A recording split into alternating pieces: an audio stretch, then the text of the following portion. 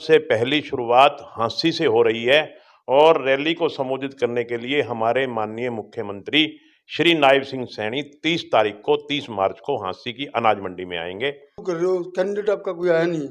हमारा कैंडिडेट कमल का फूल है।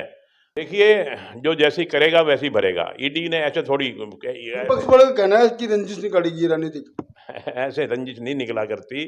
देखिए, मुख्यमंत्री को या कोई भी वीआईपी हो, किसी को गैर कानूनी करने का काम करने का कोई अधिकार नहीं है, चाहे कोई किसी सीट पे बैठा हो। और जो कोई गैर कानूनी काम करेगा तो उसको सजा मिलेगी। लगातार आरोप लगाया जा रहा है विपक्ष की तरफ से कि ईडी का दुरुपयोग हो रहा है लगातार, कभी किसी के छापे कभी किसी के रेड। ये खामखा की बातें हैं। और जो बीजेपी में चला जाता है वो दूध का धड़ा हो जाता है, बाकी तो रेड। नहीं, ऐसा कुछ नहीं है। बीजेपी किसी ने कोई गलत काम किया है, चाहे वो भारतीय जनता पार्टी का कितना ही बड़ा नेता हो, उसको भी सजा मिलेगी। विधायक जी, खट्टर साहब आएंगे 30 को?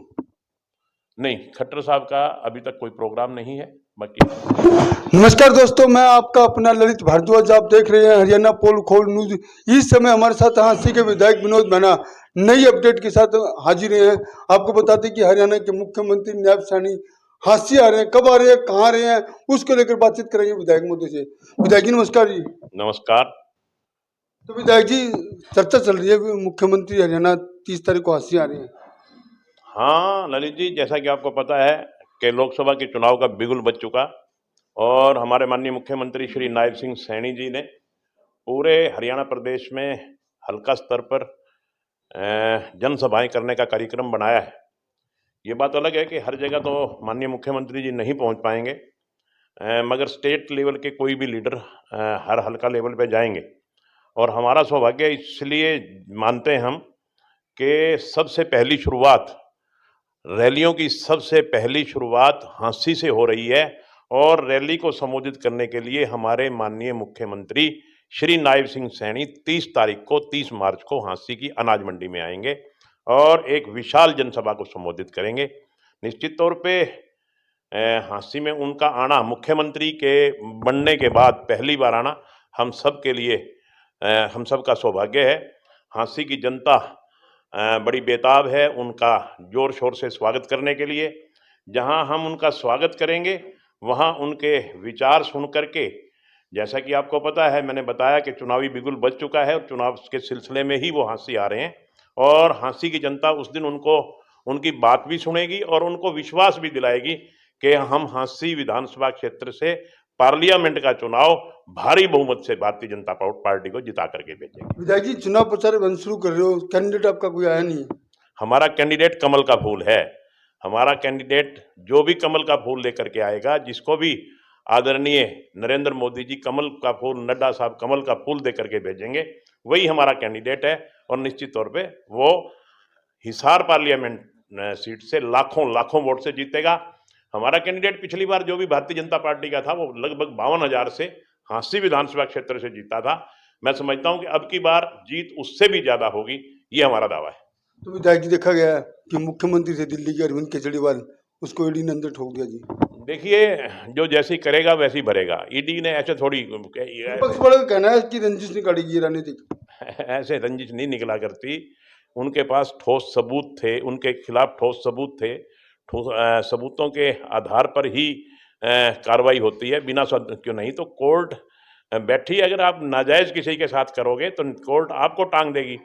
सारे के सारे सबूत उनके खिलाफ थे और सबूतों के आधार पर ही उनको अरेस्ट किया गया है।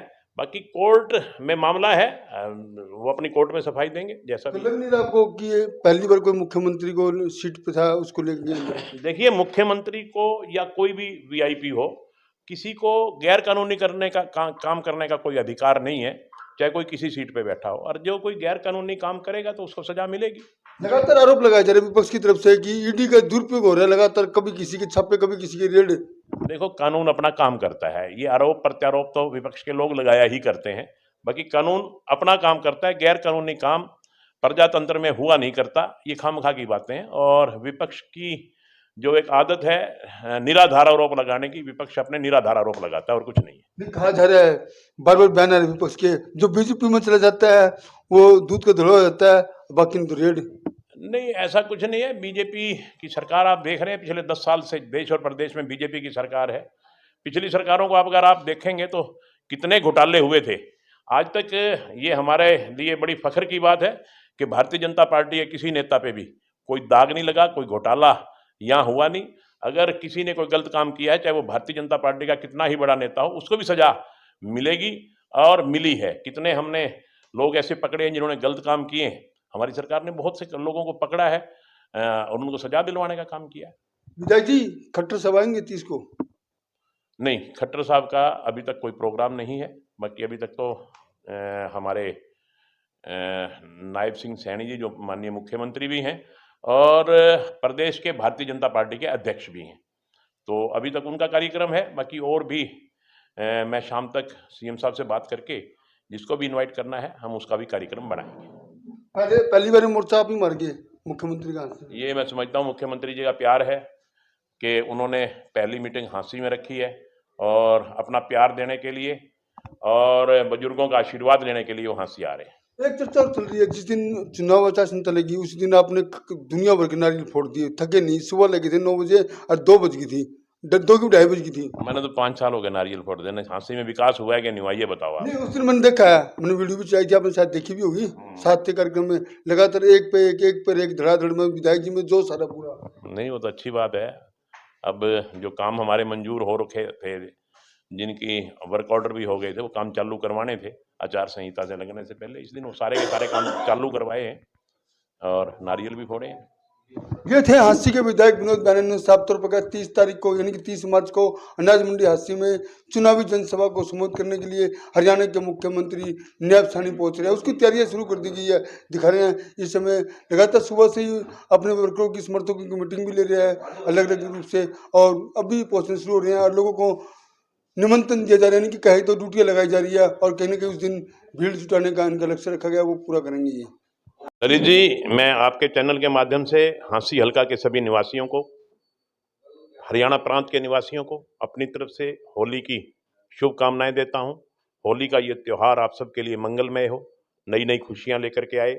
जैसा कि आपको पता है, होली का त्यौहार हम बुराई का अंत करके अच्छाई को ऊपर लाके, हिरण्यकश्यप ने कितने जुल्म किए भगत प्रहलाद पे, अंततः सच्चाई की जीत हुई, होलिका जल गई और प्रहलाद जी सकुशल आ गए।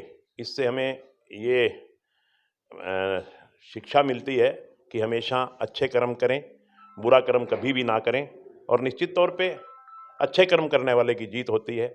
हम इस त्यौहार के माध्यम से हम ये भी संदेश देना चाहते हैं कि हमेशा अपने जीवन काल में अच्छे काम करें। इसी के साथ मैं आप सबको पुनः होली की बहुत बहुत शुभकामनाएं देता हूं, बहुत बहुत मुबारकबाद देता हूं।